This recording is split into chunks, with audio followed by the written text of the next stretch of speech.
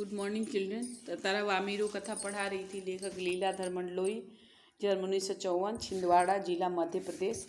शिक्षा दीक्षा भोपाल रायपुर।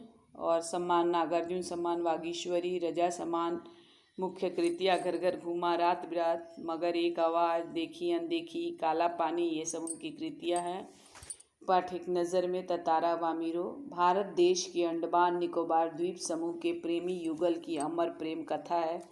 तारा कौन था, उसका कैरेक्टर आया था, पासा गांव का था, सच्चा प्रेमी था और साहसी था, अद्भुत शक्तियों वाला था, परोपकारी, आकर्षक व्यक्तित्व, प्रकृति प्रेमी, आत्मीय स्वभाव। वामीरो की थी लपाती गांव की थी, सुंदर थी, भोली थी, कंठ सुरीला था, प्रकृति प्रेमी, समर्पण का भाव, सच्ची प्रेमिका।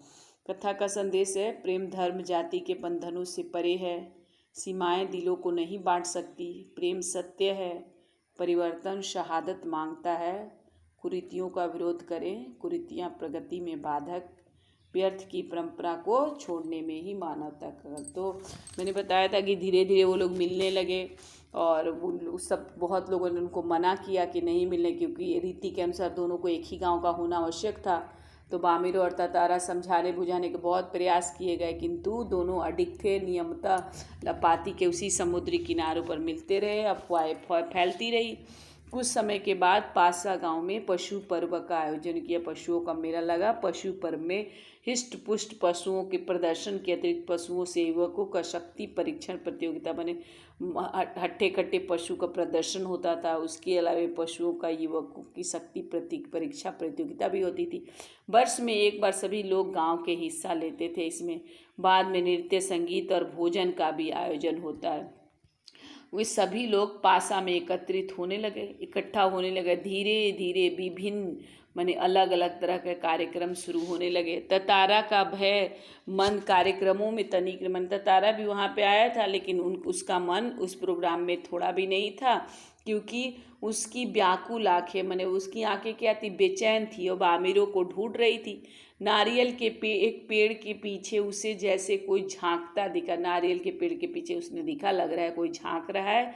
तो थोड़ा करीब गया, पहचानने की कोशिश किया, क्योंकि वो वामीरो थी। डर के मारे उसके सामने आने में झिझक रही थी। उसकी आंखें तरल थी, तरल मतलब होता है कि आंखों में पानी था, होठ कांप रहे थे, डरे हुए थे। तारा को देखते, जैसे ही वो तारा को देखती है वो फूट फूट के रोना, बहुत ज़ोर ज़ोर से रोने लगती है। तारा क्या होता है, विह्वल, व्याकुल हो जाता है उससे रोते। उसने कुछ बोलते नहीं बन रहा था, उसको समझ में नहीं आ रहा था तारा को क्या कहे क्या नहीं कहे।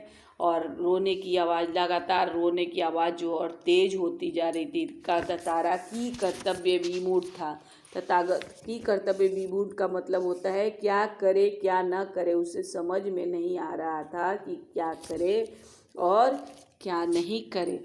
वह उसके जैसे वामीरो रो रही थी, उसके रोने को सुनकर उसकी माँ वहाँ पहुँची और दोनों को एक साथ में देखकर आग बबूला हो गई। गांव वालों की उपस्थिति में यह दृश्य उसे अपमानजनक, गांव वाले थे और ये सीन उसको बहुत बेकार लगा, इंसल्टिंग लगा। इसी बीच गांव के कुछ लोग पहुँच गए। वामीरो की माँ क्रोध में उफन रही थी। वामीरो की माँ को बहुत गुस्सा आया। उसने तारा को तरह तरह से अपमानित किया, उस तारा को अलग अलग तरह से इंसल्ट किया। और बहुत वहाँ के लोग, गांव के लोग भी तारा के विरोध, अभी तक तारा के अगेंस्ट में कोई नहीं बोलता था, अभी तारा के विरोध में सभी आवाज़ें उठाने लगे। यह चीज़ तारा के लिए असहनीय था, क्योंकि उसके विरोध में कभी नहीं जाता था। वामीरो भी रोए जा रही थी, वामीरो लगातार रोए जा। तारा भी गुस्से से, तारा को बहुत गुस्सा आ गया।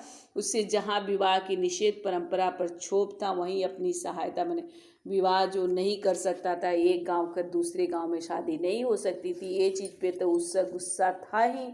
और उसके बाद भी अपनी असहायता पर, माने वो कुछ सहायता नहीं कर सकता था। वामीरो इतना रो रही थी लेकिन उसको कुछ सहायता नहीं कर सकता था, इस पर उसे अंदर ही अंदर गुस्सा तो था ही। उसके बाद से क्या होता है कि खींच थी, अंदर ही अंदर खींच। वामीरो का दुख उसे और गहरा कर रहा था। वामीरो रो रही थी तो और उसे तकलीफ हो रहा था, उससे मालूम नहीं हो रहा था कि क्या कदम उठाना चाहिए। उसको समझ ही नहीं आ रहा था क्या करूं क्या नहीं करूं, क्या स्टेप उठाऊं। अनायास अचानक ही उसका हाथ तलवार की मुठ मतलब होता है तलवार पकड़ने का जो जगह है, मुठ पर जा टिका। क्रोध में तलवार निकाली, कुछ विचार मैंने क्रोध आया और तलवार निकाला, कुछ सोचता रहा और क्रोध लगातार उसका गुस्सा बढ़ते जा रहा था। जैसे आग का लपट बढ़ता है वैसे ही उसका गुस्सा बढ़ रहा था। लोग जो है ना,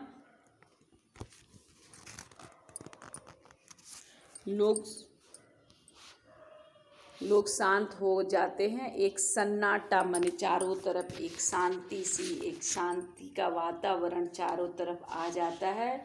और जब कोई राह न सूझी माने कोई भी रास्ता अगर नहीं आदमी को सूझता है तो क्रोध को समन करने के लिए, कोई भी रास्ता नहीं सूझ रहा है, रोए जा रही है, लोग इसका विरोध कर रहे हैं, तो क्रोध को समन माने क्रोध को कम करने के लिए उसने क्या किया, वो अपनी शक्ति से तलवार को धरती में घोंप दिया। गुस्सा वो कहाँ उतारता, इसीलिए तलवार को धरती में घोंप दिया। ताकत से उसे खींचने लगा और वह पसीने से नहा उठा। खींचने में उसको ताकत लग रही थी, इसलिए पसीने से वो नहा उठा और तलवार को अपनी तरफ तलवार को खींचते हुए वो क्या किया, दूर तक पहुंच गया।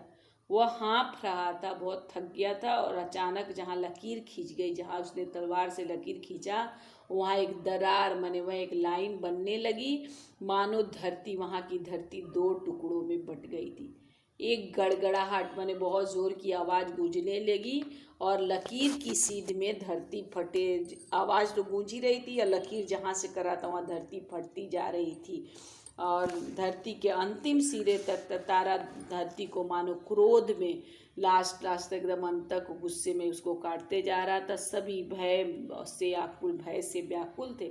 ऐसे दृश्य की कल्पना किसी ने सोचा भी नहीं था कि ऐसा हो सकता है। सभी सिहर उठे, अंदर ही अंदर सब डरने लगे। उधर वामिरो फटती हुई धरती के किनारे चीखती हुई दौड़ रही थी। फट रहा था धरती, उसके किनारे वामिरो दौड़ रही थी, ततारा, लेकिन उसकी चीख उसे सुनाई नहीं दी क्योंकि धरती के गड़गड़ाहट में उसकी चीख डूब गई। ततारा दुर्भाग्यवश माने दुर्भाग्य था और दूसरी तरफ था, द्वीप के अंतिम सिरे तक धरती को चाकता हुआ अंतिम छोर तक पहुंचा। जैसे ही वो उसको काटते हुए द्वीप के अंतिम छोर तक पहुंचा, द्वीप दो टुकड़ों में विभक्त हो चुका था, बट चुका था। एक तरफ ततारा था, दूसरी तरफ वामिरो माने द्वीप दो टुकड़ों में बट गया था। एक तरफ ततारा था एक द्वीप में, दूसरी तरफ वामिरो। ततारा को जैसे होश वो कॉन्शियस में आया, उसने क्या देखा, दूसरी तरफ द्वीप जो है ना समुद्र में धंसने लगा है। मैंने द्वीप जो था जिसको उसने काट दिया था समुद्र में धंसने लगा था। वह छटपटाने लगा, वह सोचा कि धंस रहा है द्वीप तो मैं भी धंस जाऊंगा, इसलिए छटपटाने लगा। छलांग लगाकर वह दूसरा सिरा माने दूसरी तरफ थामना चाहा, किंतु पकड़ ढीली पड़ गई, जा नहीं पाया। वह नीचे की तरफ माने जिधर धरती धंस रही थी वो फिसलने लगा, लगातार समुद्र की सतह की तरफ फिसल रहा था। हम लगातार धरती फट रही थी, धरती नीचे की तरफ जा रही थी, वह भी उसी तरफ फिसल रहा था। मुंह से सिर्फ एक ही आवाज़ उभर रही थी, चीख डूब रही थी, वामिरो। उधर वामिरो भी ततारा माने दोनों एक दूसरे को चिल्ला रहे थे। ततारा लहू लहान हो चुका था। ततारा को माने खून अचेत होने लगा, माने उसके कॉन्शियस माने अनकॉन्शियस होने लगा, चेत मतलब होने लगा। और कुछ देर के बाद उसे कोई होश नहीं रहा। थोड़ी देर बाद उस बेहोश हो गया। वो कटे द्वीप के अंतिम भूखंड पर पड़ा हुआ था। कटा हुआ द्वीप था, अंतिम भूमि का खंड था, वहीं पड़ा हुआ था, जो कि दूसरे हिस्से से संयोगवश जुड़ा हुआ था। माने दूसरा हिस्सा से थोड़ा सा जुड़ा हुआ था। बहता हुआ ततारा दूसरे हिस्से से किसी तरह जुड़ा, तो उसके बाद ततारा बहता हुआ कहाँ गया, उसका क्या हाल हुआ, ततारा कहाँ गया, वो उसका क्या हाल हुआ कोई नहीं जानता। इधर वामिरो पागल हो, इधर वामिरो भी पागल जैसा उसका हाल हो गया। कोई नहीं वो उसने खाना पीना छोड़ दिया। वो क्या कि खाना पीना छोड़ दी। वो हर समय तारा को खोजती हुई उसी जगह पहुंचती हुई, तारा खोजते हुए जाती थी, वहीं पहुंचती थी, घंटों बैठी रहती थी। खाना पीना सब छोड़ दिया था उसने, परिवार से एक तरह वो अलग हो गई थी। लोगों ने उसे ढूंढने की बहुत कोशिश की, मैंने वामिरों को भी लोगों ने ढूंढने का कोशिश किया, लेकिन कोई सुराग नहीं मिला, कुछ भी पता नहीं चला तारा कहाँ चला गया और वामिरों कहाँ चले गए। आज स्थिति ऐसी है, तारा है ना वामिरों, लेकिन यह उनकी प्रेम कथा जो है घर घर में सुनाई देती है। निकोबारी और निकोबार के लोगों का मत है, विचार है कि तारा की तलवार से कार निकोबार के जो टुकड़े हुए हैं उसमें दूसरा, वहाँ के लोगों का विचार है कि तारा की तलवार से कार निकोबार के जो टुकड़े हुए हैं उसमें दूसरा टुकड़ा लिटिल अंडमान है, जो कार निकोबार से 96 किलोमीटर 96 किलोमीटर दूर स्थित है। निकोबारी इस घटना के बाद दूसरे गांव में भी आपसी भय, उसके बाद ये जब घटना ये इंसिडेंट हो गया, उसके बाद इस वर्ष पुरानी कुप्रथा का अंत हो गया। दूसरे गांव में भी अब शादियां होने लगी और तारा वामिरों की त्यागमयी मृत्यु, तारा वामिरों की जो मृत्यु हुई उसी का ये परिणाम जाएगा। इस पाठ से संदेश मिलता है कि सीमाएं मनुष्य को दिलों, मैंने कितना भी आप बॉर्डर बनाइए कि देश प्रदेश राज्य कितना भी बॉर्डर पर, लेकिन प्रेम जो है मनुष्य के दिल को नहीं बांटता। प्रेम किसी बंधन और रूढ़ी को नहीं मानता, कोई भी बंधन नहीं मानता, कोई कुप्रथा नहीं मानता। प्रेम सत्य है, प्रेम जो है सच्चा है। परिवर्तन शहादत, कोई भी चीज़ अगर परिवर्तन होती है कोई चीज़ में तो बलिदान देना पड़ता है। हमें जीवन में कुरीतियों का स्थान, मैंने जो भी खराब रीति रिवाज है उसको स्थान नहीं देना चाहिए। ये हमें जीवन में आगे बढ़ने से, मैंने कुरीतियाँ क्या है, जीवन को प्रगति, जीवन के प्रोग्रेस में बाधा देती है, समय के साथ नहीं चलने देती है। इसलिए जो कुरीतियाँ हैं उसको छोड़ देने में ही मानव की भलाई है, मानवता की भलाई है। कुरीतियाँ जो हमें जीवन में आगे बढ़ने से रोकती है, समय के साथ नहीं चलने देती है। इसीलिए ऐसे गलत रीति रिवाजों को छोड़ देने में ही मानवता की भलाई है। अब चैप्टर में तो प्रश्न है, ये भी महत्वपूर्ण प्रश्न है, आप लोग लिख लीजिएगा। प्राचीन काल में मनोरंजन और शक्ति प्रदर्शन के लिए क्या क्या आयोजन किए जाते थे?